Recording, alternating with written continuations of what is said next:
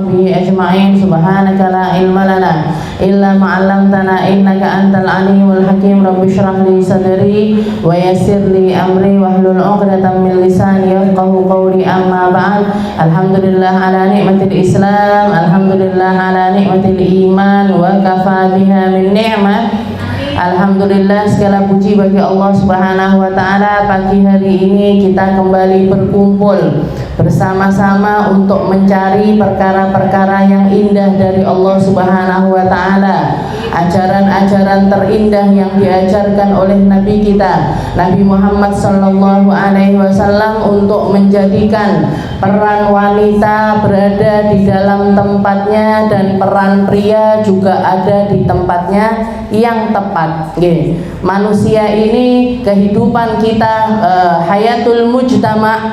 Jadi kehidupan alam semesta ini kehidupan dunia yang Allah Ta'ala hamparkan untuk dihuni oleh makhluk yang bernama manusia. Sebagai pemimpin tertinggi di atasnya ini, semuanya itu mengerucut sampai menjadi sesuatu yang paling kecil, yaitu rumah tangga kita. Ada di bagian yang kita termasuk di dalam satu komunitas yang himpunan dari banyak komunitas dan punjerane, istilahnya asal muasalnya kebaikan satu mujtama, kebaikan satu kelompok itu tergantung dengan baiknya setiap rumah tangga, dan buruknya setiap kelompok juga tergantung dengan buruknya sebuah rumah tangga. Makanya kalau kita lihat apa yang diajarkan, apa yang disampaikan oleh Nabi kita Nabi Muhammad sallallahu alaihi wasallam tentang kehidupan suami istri,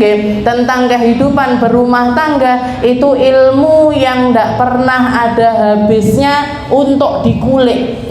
Itu ilmu yang tidak pernah ada habisnya untuk kita mempelajari tentang hal tersebut, karena memang permasalahannya itu kompleks. Dan setiap masa, setiap zaman kita memiliki, istilahnya kita akan menemukan kebiasaan baru, gaya hidup baru, gitu.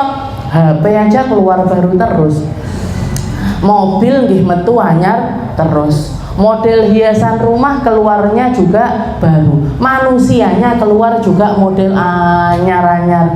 Nggih toh, nggih. Kalau dulu kita kenalnya laki-laki senengnya karo perempuan, perempuan senengnya sama laki-laki. Sekarang enggak. Lanang karo lanang ada. Perempuan sama perempuan ada. Perempuan pengen punya suami dua ada. Laki-laki pengen punya istri banyak lah niku. Jadi macam-macam. Ada yang saya itu nggak terikat hati saya bisa seneng sama laki-laki juga bisa seneng sama perempuan. Oh enggak, saya ini laki-laki yang terjebak di badannya perempuan, yang perempuan saya ini perempuan yang terjebak di badannya laki-laki. Iki opo ae.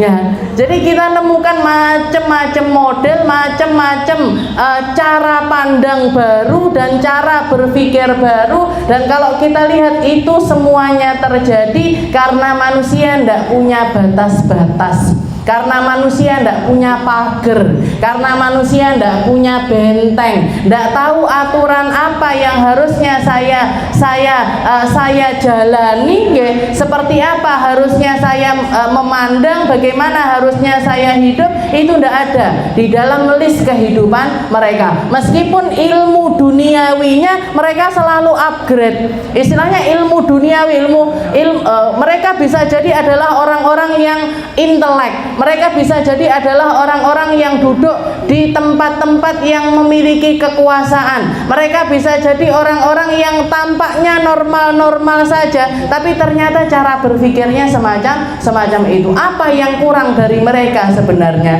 Apa yang miss istilahnya? Apa yang tidak ada pada diri mereka? Sebenarnya satu hal yang tidak ada pada diri mereka, pengenalan mereka yang hakiki kepada Allah Subhanahu wa ta'ala.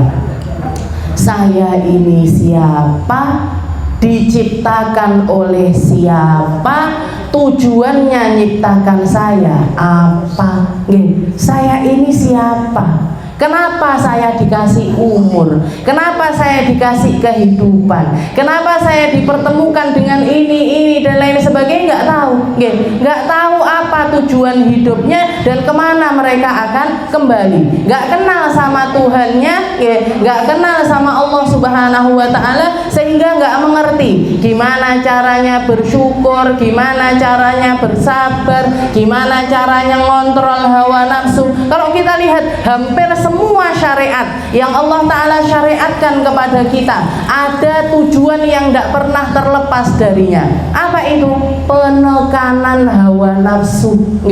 Nekan hawa nafsu kita. Karena seperti yang sering kali saya ulang-ulang, nafsu itu, hasrat itu, syahwat itu kalau kecil di tempatnya masih aman. Kalau kecil di tempatnya aman, tapi kalau sampai besar atau di selain tempatnya, ini bakalan bawa kerusakan di mana-mana. Sama halnya seperti api ataupun juga air. Jangan punya air di dalam gelas aman, kesiramkah, kecipratkah, digerujuknekah, enggak, kenapa kita? Air di dalam bak mandi jangan penuhin sampai luber-luber misalkan, paling sing banjir omahe, gitu. Kalau luber-luber sampai ini ngelubernya paling ke rumah, enggak sampai ke tetangga-tetangga.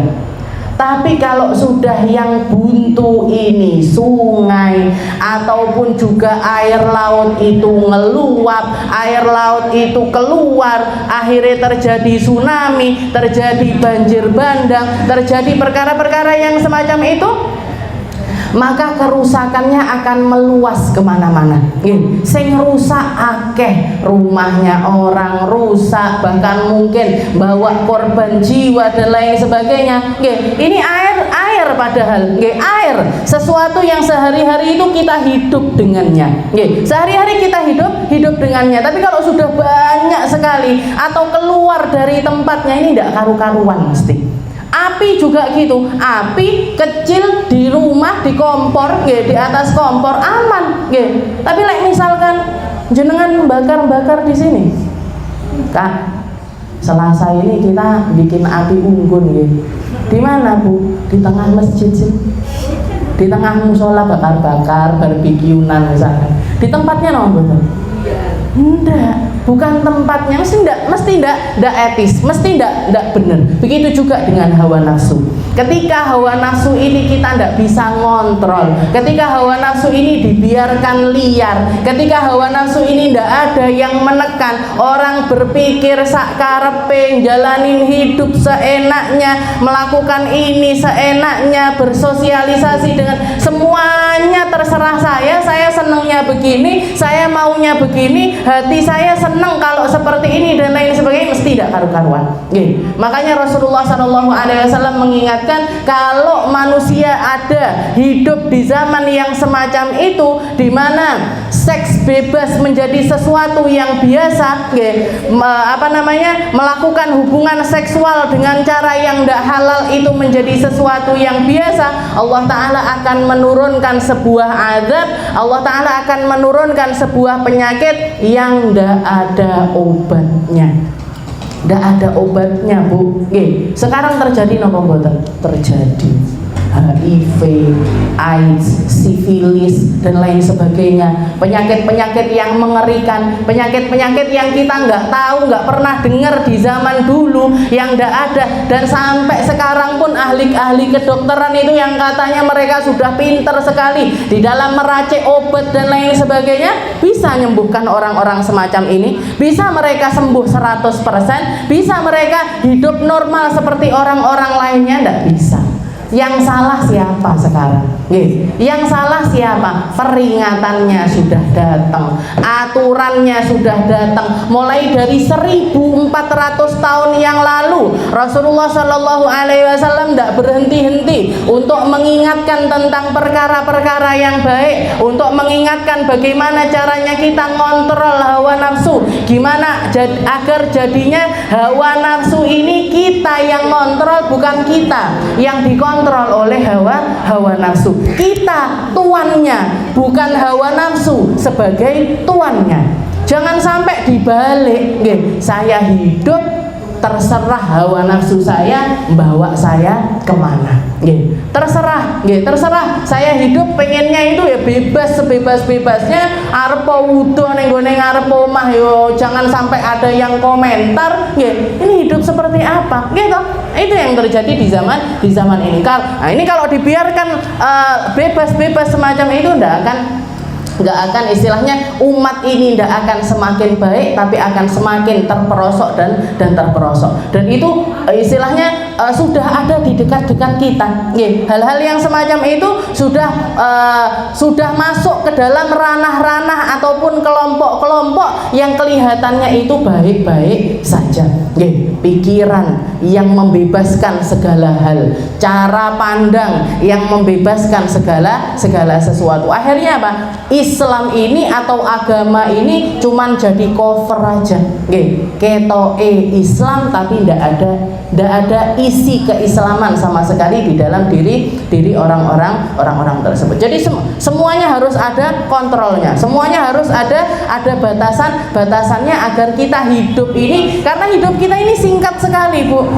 Hidup kita ini sangat pendek sekali. Kalau dipakai untuk hal-hal yang semacam itu, dipakai kita habiskan untuk nuruti hawa nafsu aja, padahal hawa nafsu itu sesuatu, hawa nafsu itu sesuatu yang tidak akan ada batasnya, nggak akan ada batasnya. Kalau kita lihat, orang-orang, istilahnya kalau kita menjadi orang-orang yang selalu nuruti hawa nafsu, oh gaji suami saya sekarang itu sebulan 1 juta misalkan, jenengan beli tasnya rego 50.000 misalkan. Tahun berikutnya suaminya naik gajinya jadi 5 juta, jenengan tasnya wis ganti 500.000. Naik lagi gajinya jadi 10 juta, naik juga tasnya 1 juta. Oh gaji suami saya sekarang 50 juta, ganti nih rego berapa? 10 juta misalkan. Kalau terus seperti itu, ketika ekonomi kita naik, ketika produktivitas kita naik, terus gaya hidupnya kita juga naik, ngelumpuk ndak kira-kira uangnya? Ndak ngelumpuk, Bu. Omahe panggah nyicil, mobile panggah nyicil, tasnya yo nyicil, sembarang barang tetap, dan itu sekarang nyicil kayak gitu jadi gaya hidup. Tenang napa mboten hidupnya orang kayak gitu? Nggak mungkin bisa tenang. Nggak mungkin bisa tenang. Jadi istilahnya bahkan pakar-pakar ekonomi pun mengatakan ketika ekonomi kita itu naik, pertahankan kesederhanaan yang ada di dalam diri kita. Yang naik apanya? Yang naik adalah cara kita memandang tentang harta tersebut. Gimana caranya kita berbagi lebih? Gimana caranya kita menikmati harta ini dengan cara yang lebih baik secara lebih. Berarti ndak oleh Kak tuku tas sing apik, oleh. Sing penting ndak nyicil. Ndak boleh saya pakai baju bagus, boleh. Pokoknya ojo nyicil. Kalau sudah kayak gitu istilahnya, kalau nyicil itu berarti napa nggih? Kalau saya nangkepnya nggih, ndak tahu lek jenengan nggih. Kalau saya berarti kita itu memaksakan terhadap hal tersebut. Memaksa suami kita, saya pengen beli mobil nggih. Kalau istilahnya, jadi judulnya niku jangan pengen, Bu. Judulnya ketika kita mau melakukan segala sesuatu, mau membeli segala sesuatu, judulnya itu jangan pengen. Napa? Butuh. Judulnya itu butuh, bukan kepingin. Kalau kepingin itu nggak ada batasnya, tapi kalau butuh itu akan ada batas-batas di situ. Saya butuh, istilahnya misalkan jenengan butuh untuk beli rice cooker, anaknya butuh untuk beli laptop misalkan, budget yang ada ini istri butuh rice cooker, anak butuh laptop, sama suami dikasihnya ini budgetnya 5 juta untuk beli rice cooker sama laptop. Kebeli napa mboten? 5 juta maunya beli rice cooker sama beli laptop, speknya harus sekian misalkan anaknya bilang begitu. budgetnya cuma 5 juta. Bisa enggak dua-duanya ini kebeli? Bisa. Sangat bisa. Beli laptop ndak harus baru. Nggih. Beli laptop ndak harus baru. Jenengan kalau datangnya ke tempat laptop yang baru-baru, ya ndak ke tuku. Nggih. Harganya 5 juta, 6 juta, 7 juta habis buat beli laptop aja rice cooker ndak ke tuku terus masak segone piye. Nggih. Padahal dua-duanya butuh. Istilahnya dua-duanya butuh. Kalau misalkan beli second, second tapi masih bagus, masih ini harganya lebih miring, ambil. Nggih. Rice cooker nggih gitu. Jenengan misalkan saya butuh rice cooker, siapa yang punya rice cooker lebih? Bukan rice cooker lebih untuk diambil nggih mboten. Tapi di komunitas istilahnya jenengan ndak ngedol rice cooker, saya butuh tapi butuhnya yang murah-murah aja. Kebeli dua-duanya. Nggih. Saya didikan abah saya itu seperti itu. Motor di rumah itu tidak pernah ada yang baru. Nggih. Semuanya second. Nggih. Semuanya second. Pernah beli baru malah tak tabrak nih. Nggih.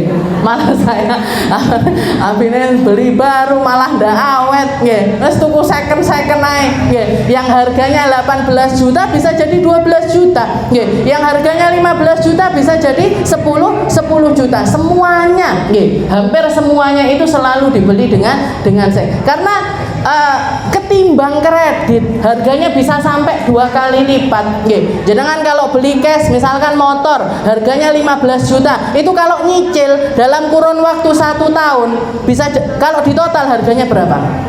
25 juta, nggih, 10 juta, 30 juta, naiknya itu bisa sampai 2 kali lipat. Dari mulai beli kita sudah rugi sekian puluh juta. Harga normalnya 15, kalau kita kredit belinya harus akhirnya jadi 25 juta. 10 juta sudah kita ruginya di awal. Dan itu setelah 1 tahun, misalkan jenengan mau jual motor itu tadi, mau ndak orang beli harga 15 juta? Ndak mau.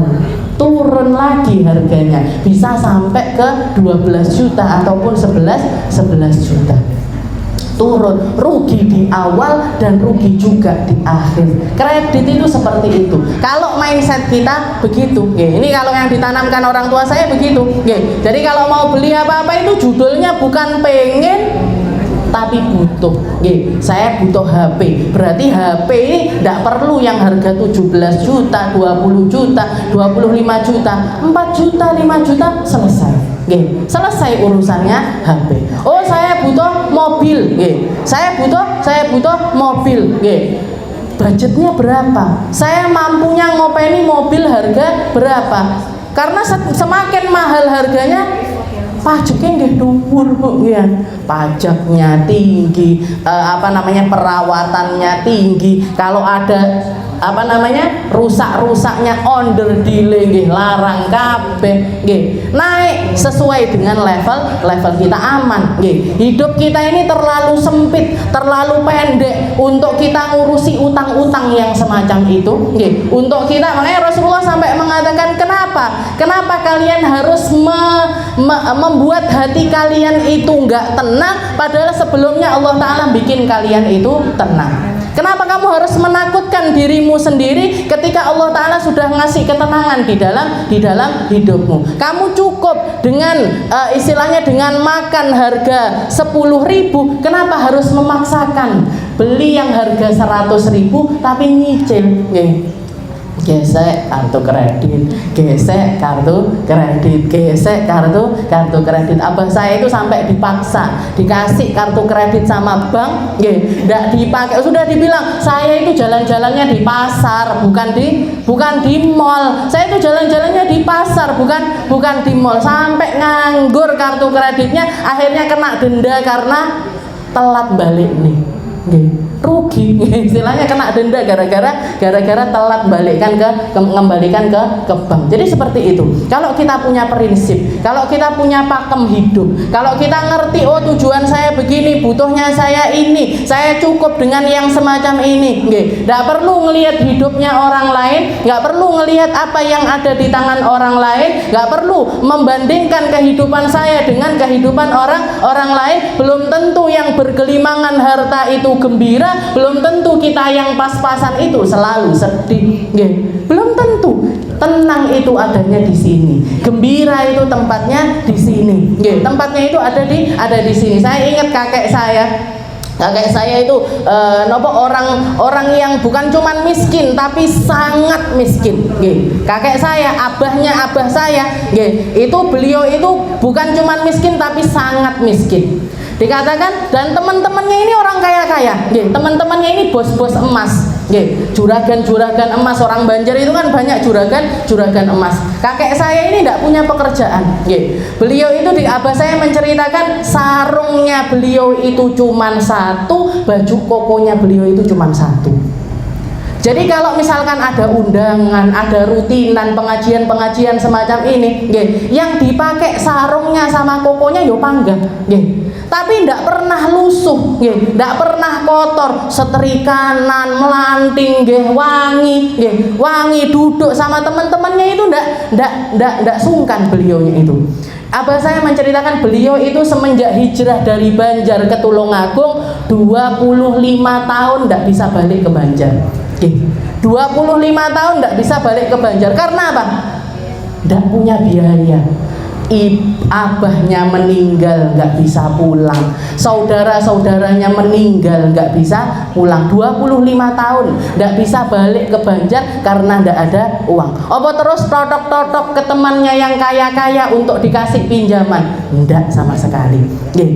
Nggak sama sekali, nggak pernah minta sama sekali, nggak pernah istilahnya bahkan dikatakan beberapa periode itu orang kalau biasanya kalau sudah bulan Maulid, kalau bulan Maulid itu orang kampung kan rame-rame bikin acara hitanan massal, ada pengajian dan lain sebagainya. Nanti bawa proposal keliling ke orang-orang, untuk minta sumbangan, ada yang seikhlasnya istilahnya yang mau ngasih aku ayo boleh, ngasih ini boleh. Itu rumahnya kakek saya itu diliwati. Rumah yang sekarang ini saya tinggali, tapi dulu gubuk masihan. Jadi bukan tembok. Dikatakan rumahnya beliau ini dilewati, dan beliau kebetulan lagi di terasan rumah. Jadi ngeliat, loh, wis sing njaluk-njaluk di acara maulid kok omahku kok diliwati. Sakit hati beliau. Apa karena saya miskin? Apa karena saya orang ndak punya? Apa karena saya orang istilahnya ndak berharta terus diliwati? Padahal niatnya panitia tersebut kasihan, Beb Salim itu ekonominya istilahnya rendah sekali. Lek kita minta itu kasihan. Ini niatnya panitianya itu seperti itu. Maka dikejar sama beliau, dipanggil, setelah itu ditanya, kenapa? Kok rumah saya dilewati, ndak kamu minta untuk acara maulid itu? Kenapa? Katanya mereka kesian, Beb. Ini kita tak keliling, kita pilih memang rumah-rumahnya orang. Bukan semua orang dimintai, tapi yang kira-kira longgar yang kita mintai. Katanya beliau, kamu apa tahu? Barangkali saya lagi ada rezeki, sehingga saya bisa ngasih meskipun sedikit. Kasih saya kesempatan untuk ikut andil di dalam setiap kebaikan. Kasih saya kesempatan untuk bisa bersama-sama melakukan kebaikan, bergembira, merayakan maulidnya Rasulullah Shallallahu Alaihi Wasallam. Itu beliau, yang selalu mengatakan kepada abah saya, atine sing dijogo. Ndak apa-apa. Kita kalau kelaparan itu biasa. Orang lapar itu biasa. Orang haus itu biasa. Orang sakit itu biasa. Beliau menganggapnya itu semuanya adalah sesuatu yang biasa. Yang istimewa adalah orang yang bisa sabar nahan lapar, sabar nahan haus, sabar nahan kesusahan, sabar nahan sakit. Itu yang beliau katakan.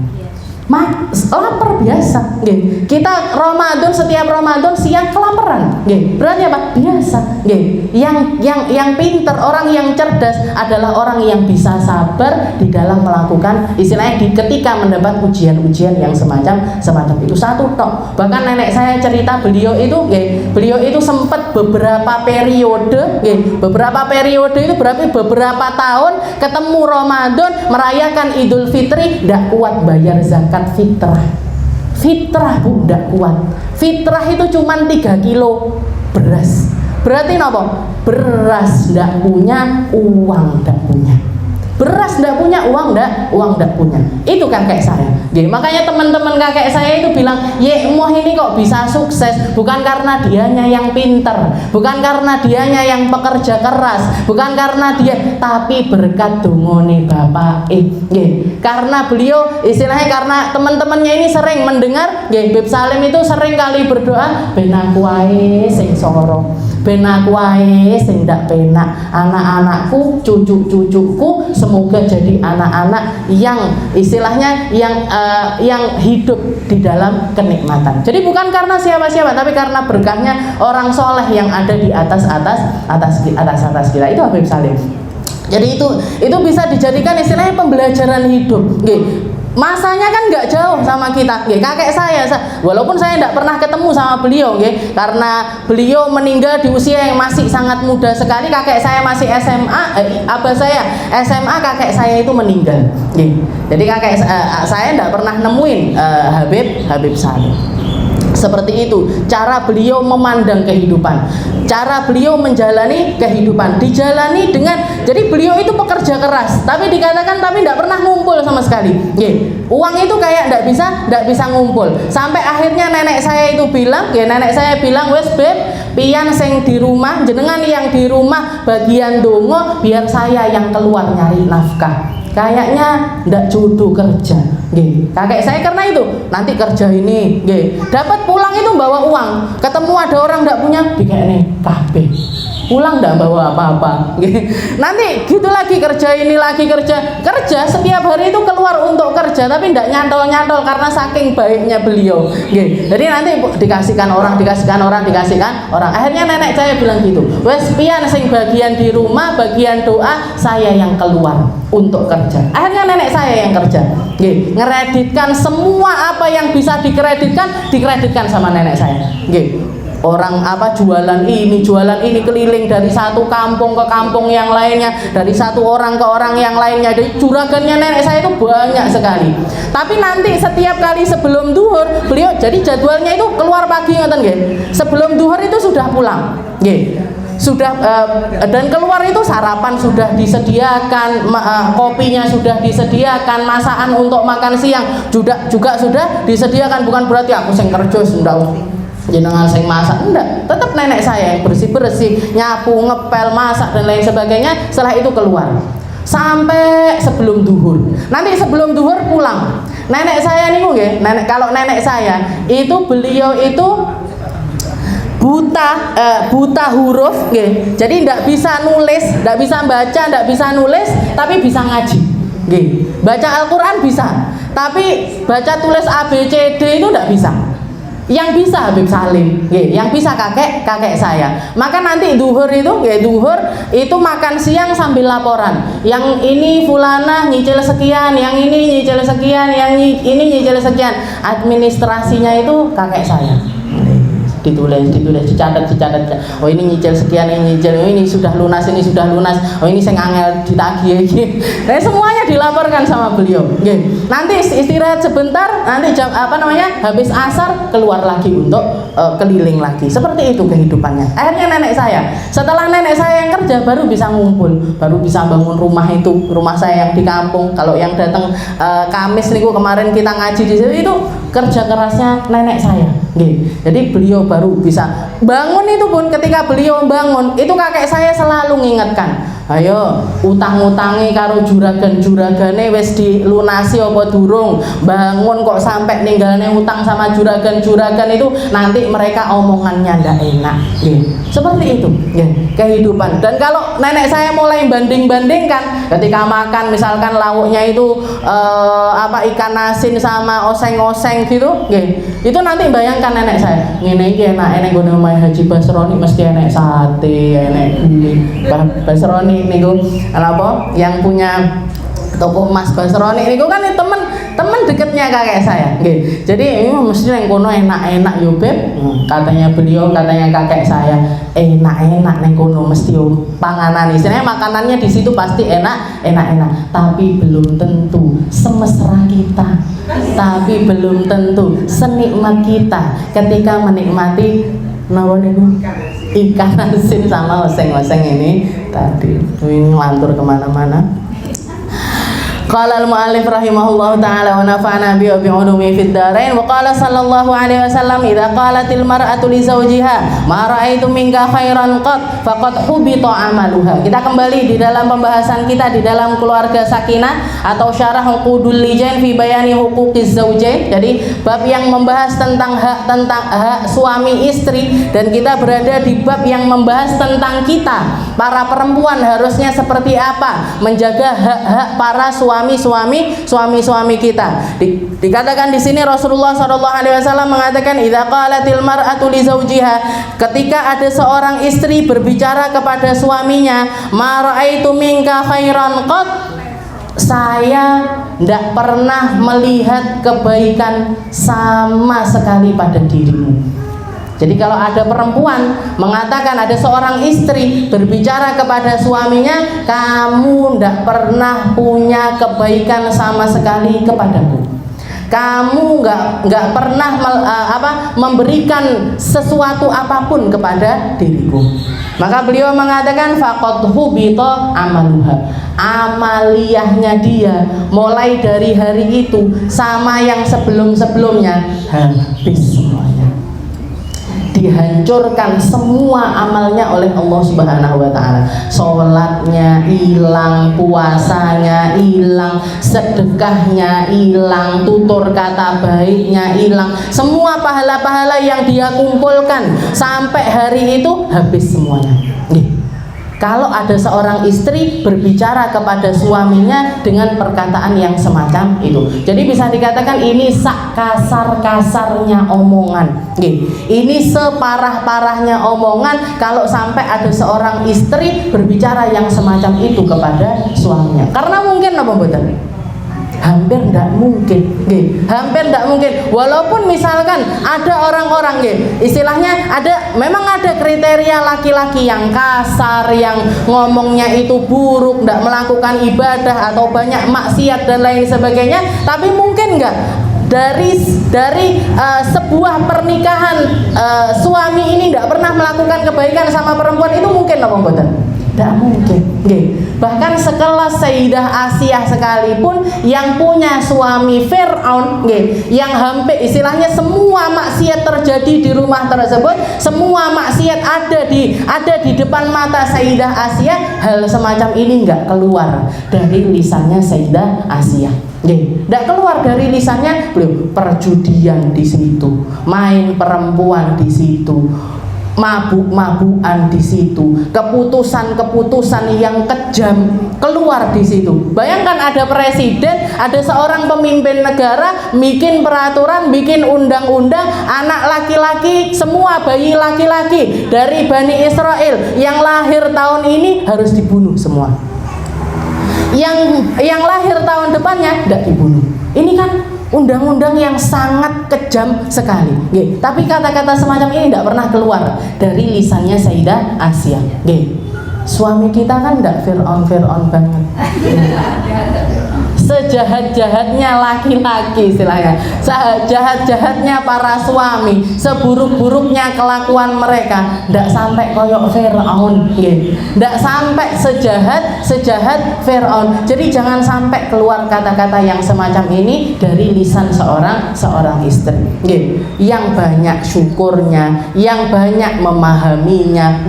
Dan kalau lagi emosi semacam itu, karena kalau kalau sampai keluar dari lisan kita itu akan masuk ke dalam hati suami, dan kalau sudah masuk nyakitin hati mereka, ini mau dicabut itu sulit.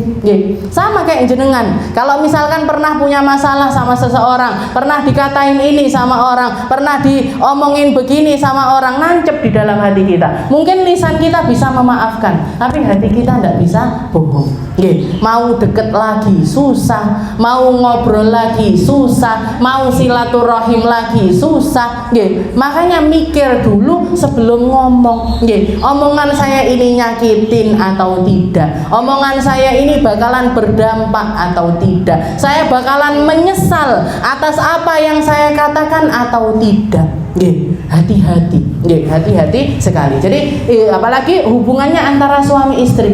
Makanya Rasulullah sampai mengatakan seperti itu. Kalau misalkan ada perempuan mengatakan kepada suaminya, ma ra'aitu minka khairan qad, saya tidak pernah menerima kebaikan sedikit pun dari kamu, faqad hubita amaluha, maka semua amalnya dihancurkan oleh Allah Subhanahu wa taala.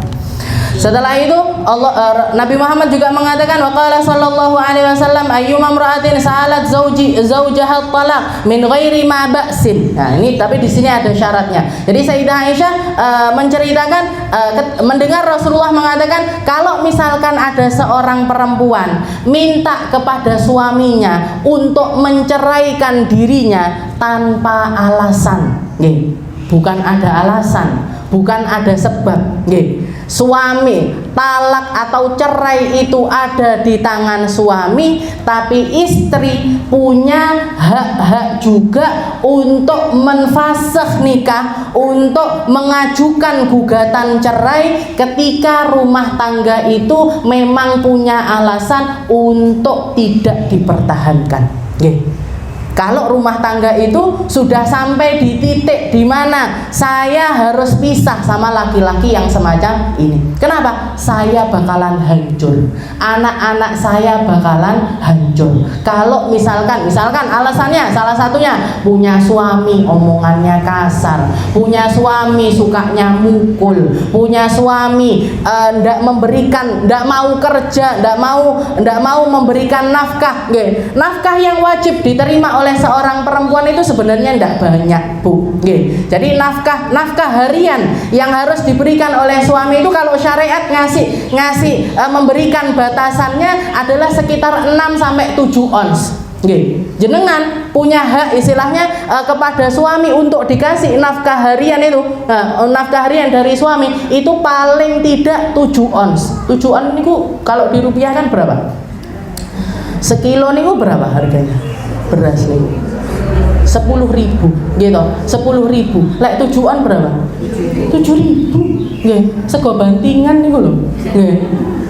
Di dalam syariat minimalnya itu, dengan lauk yang sesuai dengan taraf si perempuan tersebut di bawah naungan orang tuanya. Nah ini mungkin yang berbeda-beda. Kalau misalkan orang tuanya perempuan ini dari kalangan bawah, yang makanan sederhana, mungkin 15.000 atau 20.000 itu sudah cukup untuk satu hari untuk si istri aja loh, untuk si istri saja. Kalau dari kalangan menengah, mungkin harga sekitar 30 atau 40 ribuan. Kalau orang tuanya sangat kaya raya, sekitar 70 sampai 80 ribuan. Lauknya itu yang harus beragam. Ini ada ketentuannya di dalam syariat. Setelah itu harus disediakan pakaian musim panas, harus disediakan pakaian musim dingin. Kalau misalkan istrinya itu biasa selimutan, harus disediakan selimut, harus disediakan. Nah, itu nafkah yang wajib diberikan seorang laki-laki kepada seorang perempuan ketika mereka ada di dalam rumah tangga. Kalau dikasih lebih dari itu, tahapnya sudah bukan wajib tapi sunnah. Makanya perempuan, kita sebagai seorang perempuan harus sadar diri, laki-laki. Makanya Rasulullah itu selalu memberikan petuah itu seimbang. Rasulullah kalau di hadapan laki-laki, beliau selalu membela perempuan. Tapi kalau di depan perempuan selalu belani laki-laki. Itu Nabi Muhammad. Makanya ketika ada laki-laki, ketika Rasulullah banyak nyanjung perempuan, banyak meninggikan harkatnya perempuan dan lain sebagainya, akhirnya perempuan ini banyak yang melonjak, istilahnya mulai berani ngomong, mulai berani berekspresi, mulai berani mengatakan ini itu dan lain sebagainya. Akhirnya banyak bapak-bapak, banyak laki-laki, kaum laki-laki itu yang protes sama Rasul. Ya Rasul, ibu-ibu itu jangan dipuji banyak-banyak ya Rasul. Ibu-ibu itu jangan dilem banyak-banyak ya Rasul, jangan dimanja-manja ya Rasul. Di rumah kita yang pusing, nggih. Di rumah kita yang Rasulullah loh begini, bandingannya sama Nabi Muhammad, nggih. Yang istilahnya yang lemah lembut, yang istilahnya omongannya baik, mau bantu-bantu di rumah. Sayyidah Aisyah kan menceritakan seperti itu. Rasulullah itu kalau di rumah nyapu, ngepel, nggih. Kayak bojone jenengan nama mboten.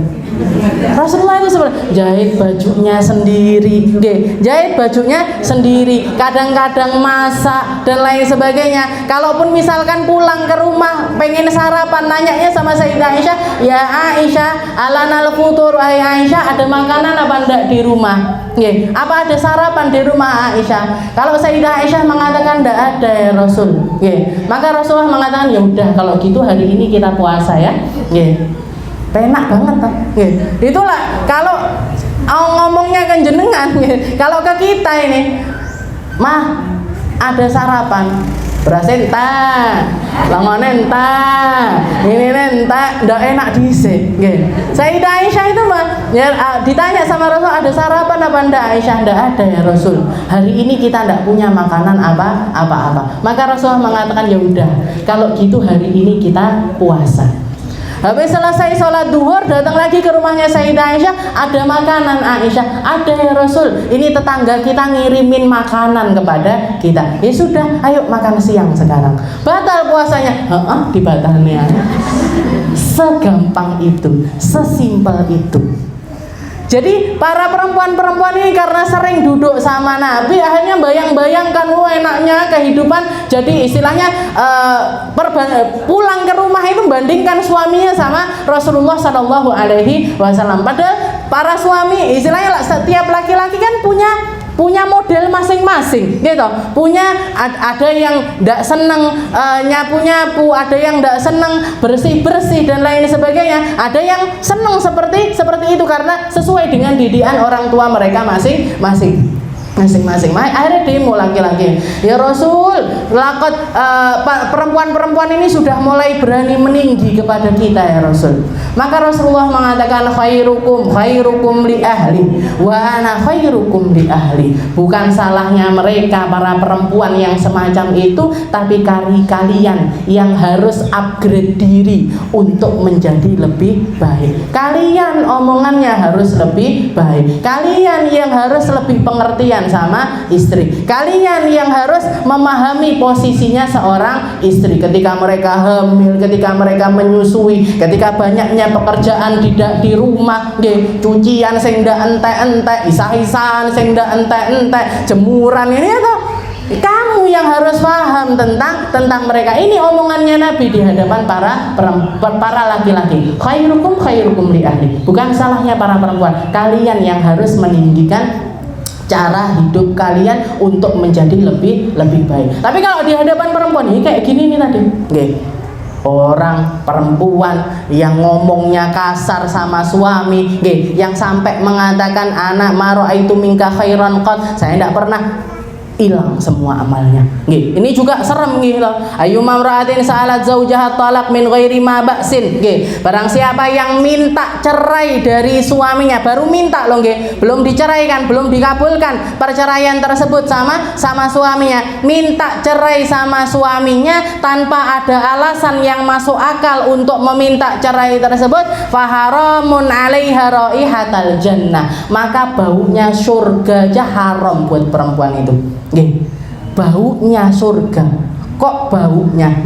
Surga itu dari perjalanan 500 tahun, istilahnya dari jarak ribuan kilometer, bahkan mungkin jutaan kilometer, itu aroma wanginya itu sudah bisa dicium sama orang-orang. Ini perempuan-perempuan yang sukanya minta cerai sama suaminya, yang sedikit-dikit wes aku pegaten, wes aku ceraikan, ayo kita ke pengadilan agama, ayo kita begini, minta tanpa ada alasan yang masuk akal, cuman karena moodnya perempuan yang terombang-ambing dan lain sebagainya, maka haram baunya surga untuk perempuan yang semacam itu.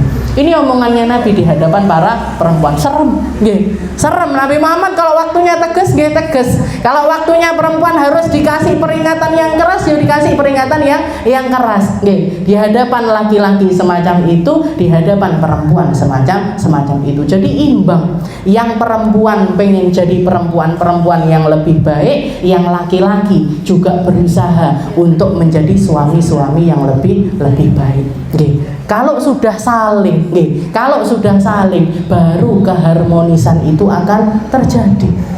Keharmonisan cinta, jadi sakinah, mawaddah, warahmah, sakinah, ketenangan di dalam rumah tangga, cinta di dalam rumah tangga, sakinah, mawaddah, rahmatnya Allah Ta'ala ada di dalam rumah tangga tersebut. Itu baru bisa terjadi kalau dua-duanya saling, yang suami istilahnya mencintai istrinya cinta sama suaminya. Kalau enggak, bojone tok sing apik, suaminya tok yang apik, yang ngapik-ngapiin, yang ngerayu, yang baik-baikin cuman dari pihak suami. Istrinya panggah ngene. Ngene maksudnya disuruh gini ndak mau, disuruh begini ndak mau, diajak begini ndak mau. Ndak bisa saling, bisa dapat sakinah mawaddah warahmah, ndak bisa. Jadi harus saling memahami, saling pengertian. Kalau suami yang lagi marah, perempuan yang jadi peredamnya. Kalau suami lagi kesulitan, istri yang menenangkan. Seperti itu harusnya. Makanya ketika ada seorang perempuan, ada seorang istri, punya suami ini ahli ceramah. Suaminya itu seorang dai yang kalau ceramah itu banyak orang yang suka dengan apa yang suka dengerin ceramahnya laki-laki tersebut. Maka dikatakan suatu hari si istri ini ikut hadir di dalam ceramah suaminya sendiri dan duduk di golongannya ibu-ibu.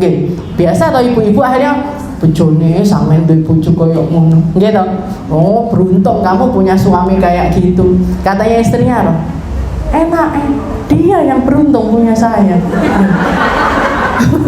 Karena istri tersebut dia bilang, loh kok gitu? Dia yang beruntung punya saya. Jenengan lihat, di rutinan bulan depan atau di rutinan minggu depan, jenengan lihat. Kalau Anda pengen tahu buktinya, dia bisa seperti itu karena saya. Dia bisa begitu, itu berkatnya saya. Kalau Anda butuh bukti, kita lihat minggu depan ceramahnya tidak bakalan kayak gini. Ini bener, minggu depannya yang biasanya ngomong suaminya itu kalau ngomong lantang, kalau ngomong itu penjelasannya itu gamblang bisa dipahami dan lain sebagainya, tahu-tahu minggu depan itu gelagapan. Ngomong ini dalil ini lupa, ini mau ngomong ini blank dan lain sebagainya. Akhirnya ibu-ibu itu, loh kok bisa minggu depan lo kayak gitu, kok minggu ini dalam kurun waktu 1 minggu kok bisa jadi seperti itu. Gampang caranya. Kalau biasanya saya setiap kali nguntap nih suami, atau setiap kali suami saya mau pergi untuk ceramah di sini, ceramah di sana, ceramah di sana, ini saya akan selalu menahan apapun yang ada di dalam rumah tangga. Misalkan dengar kabar ibunya sakit ataupun anaknya sakit atau beras di rumah habis atau apapun yang ada di rumah tangga itu ndak saya ceritakan sama sekali kepada beliau. Jadi beliaunya bisa keluar ceramah, hatinya tenang, hatinya tentram, sehingga apapun yang keluar itu gampang untuk difahami. Sedangkan hari ini saya cuma ngomong satu kata-kata. Ketika dia mau berangkat, tak bilang, ya berhasil entek, ya saya ndak punya uang, berangkat langsung. ngomongnya itu nggak karu-karuan. Oh iya, dia yang beruntung punya kamu. Katanya istri-istri itu dia yang beruntung punya istri yang bisa meredam semua masalah yang ada di dalam rumah tangga. Seperti itu harusnya, Bu. Kalau suaminya keras, istrinya yang harus bersabar. Kalau suami lagi emosi, jenengan jangan ikut emosi. Kok jadi saya yang disalahkan? Misalkan suaminya curhat masalah kerjaan, ini begini.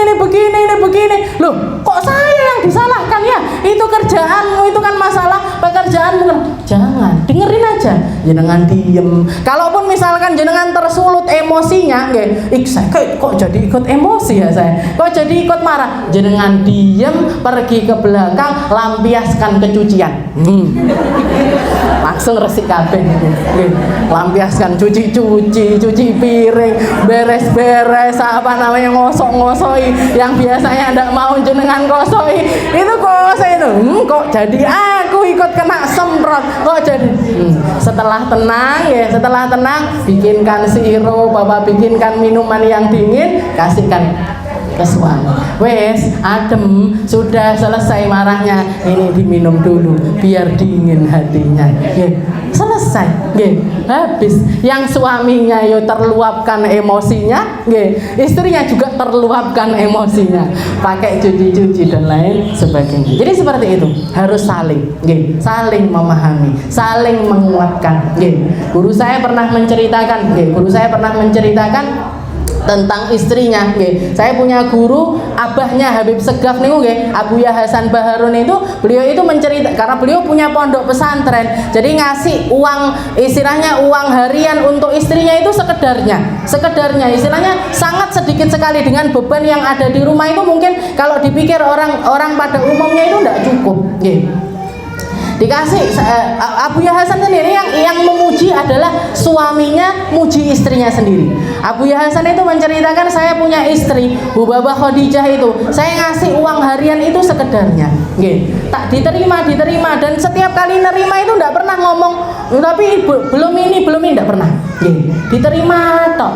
Tapi nanti ketika pondok misalkan butuh sesuatu, beliau butuh dana lumayan besar untuk bangunan atau untuk apa dan lain sebagainya, itu nanya sama Babah Khadijah, ada, beliau punya simpenan.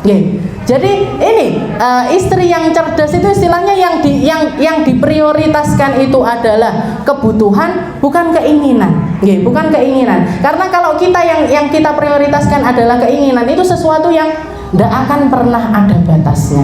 Tidak pernah ada batasnya. Jangan beli kerudung harga 200.000 ada, 500 ada, 1 juta enek, 7 juta loh enek, 10 juta ada, boleh, istilahnya sesekali boleh, tapi itu tadi yang pertama, ojo ngutang. Yang nomor 1 yang saya pesankan, jangan sampai utang untuk perkara-perkara yang semacam sing guyu koyoke krasa. Ya sudah, ndang dilunasi lek wis kadung. Ayu mamra'atin sa'alat zawjaha talaq min ghairi ma ba'sin, fa haramun 'alaiha raihatal jannah, maka haram bagi perempuan tersebut untuk mencium aromanya surga. Wallahu a'lam bishawab. Kita lanjutkan insyaallah di pertemuan yang selanjutnya.